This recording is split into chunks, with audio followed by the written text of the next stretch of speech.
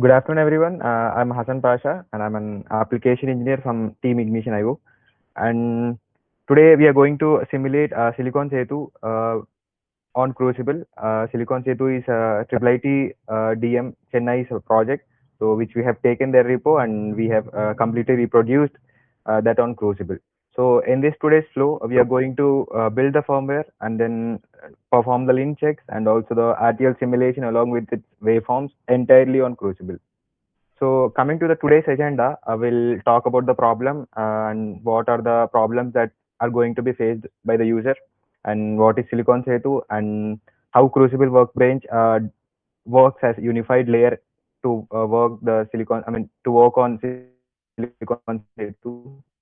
So for performing the RISC-V SoC, we need hand assembled tools like cross compiler, simulator like Verilator or Questasim or whatever we have, and the waveform viewer like GTK Wave, and build tools like Make. These all the user need to install manually and set up manually, and then they need to check the versions, everything, and these all takes days, and the setup, we can say the setup is fragile.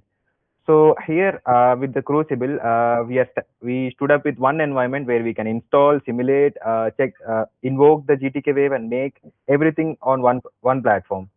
So explaining the Silicon Sethu is an initiative by IIITDM Chennai, and Silicon Sethu have a two tiers of SoC. So we took the first tier and level 1 SoC, and we have worked on that. So the level 1 SoC have a single core, single CPU core, and it have a memory of 4 KB of SRAM, and the bus which we have used is a SRAM, which have 2 masters and 2 slaves, and obviously the peripherals are UART and GPIO, and the UART is from OpenTitan, and the GPIO is 16 pins. And the how the workflow goes today is we are gonna build the RISC-V hex files using a cross compiler, and then we are going to execute it, and we are going to drive the RTL through the Verilator, and we are going to check the waveforms today. And coming to the Crucible Workbench, so Crucible Workbench is an orchestration layer which sits below all the tools. So it will unify all those tools from idea to RTL to GDS. So here we are using only these tools. So today we are going to use cross compiler, simulator, and waveform build tool all at once, and we are going to invoke all the same tools from one platform. So coming to the experiment, let me share you the screen. Yeah. So as Crucible is a CLI, so we can run it from terminal also, and also the code editor. So here I'm using code editor. So we can invoke the Crucible using Igni in it, and then we can directly create the environment.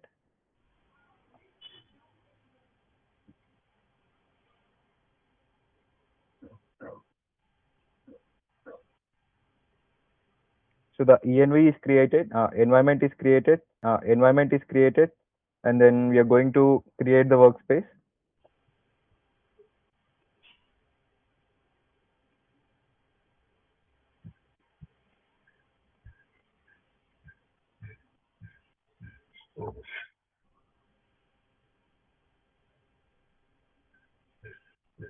And also we can specify, I mean, we need to specify the environment we need to bind it with.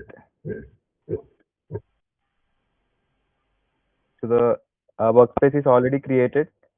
You can change the name of the workspace. Yeah, Silicon Sethu demo 1. So the demo is created. Just get into this, and let me add the source files. So we have added the source files. Now let me build the firmware. So to build the firmware, we need 4 tools which we have today. So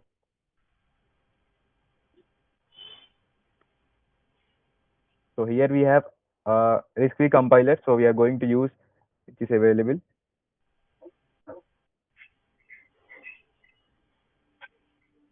And then Verilator for simulation.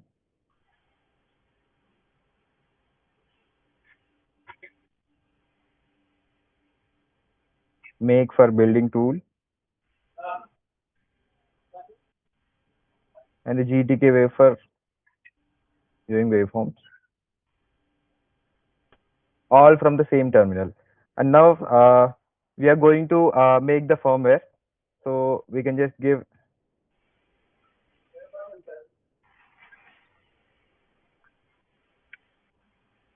first cleaning the directory and then building the GPIO L1. So the make is running through Crucible on Windows. So it have generated the hex file, and now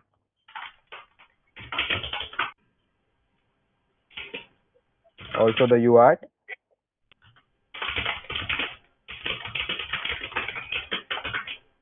which is L1.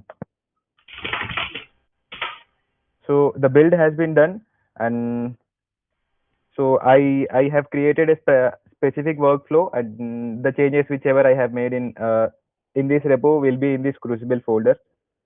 So from this I am running the lint check using Verilator tool.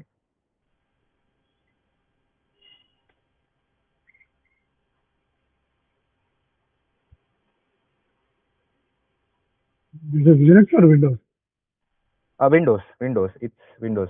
Verilator doesn't work on Windows. It doesn't work on Windows, and through Crucible we are making it work. So this Crucible, using Crucible, we can work on Mac, Windows, and Linux. I mean, whichever the tools which are not compatible on Windows, naturally, I mean, with manual setup, using Crucible, we can make it done. So here the lint report has came, and it has generated the log. And coming to the RTL simulation,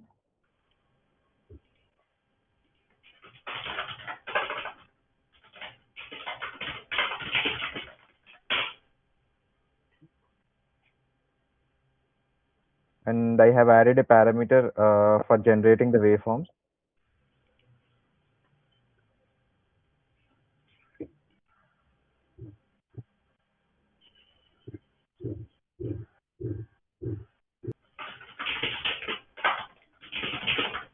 So yeah, simulation is done and it have shown the path. Let me show you the waveforms also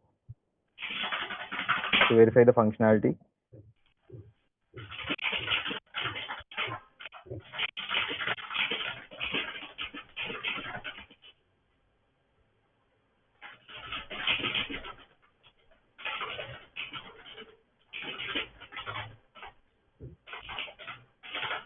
The waveform viewer also in the Crucible, GTK wave.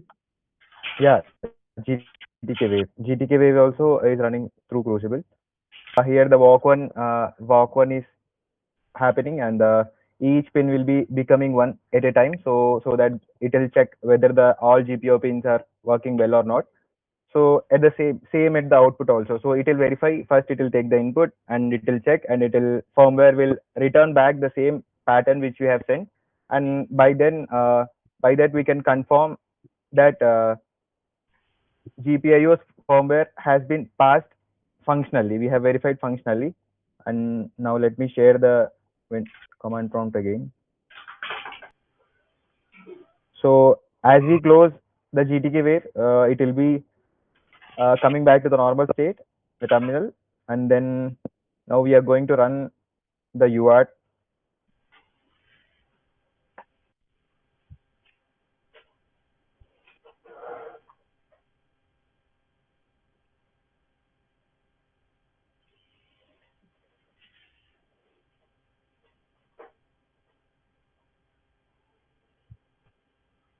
Waves for generating waveform, and yeah, compilation started.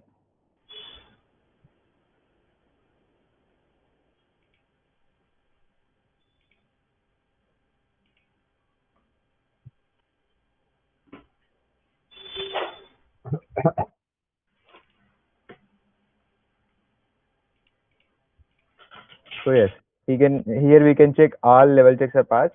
So still we can verify it through waveform the same way we have done.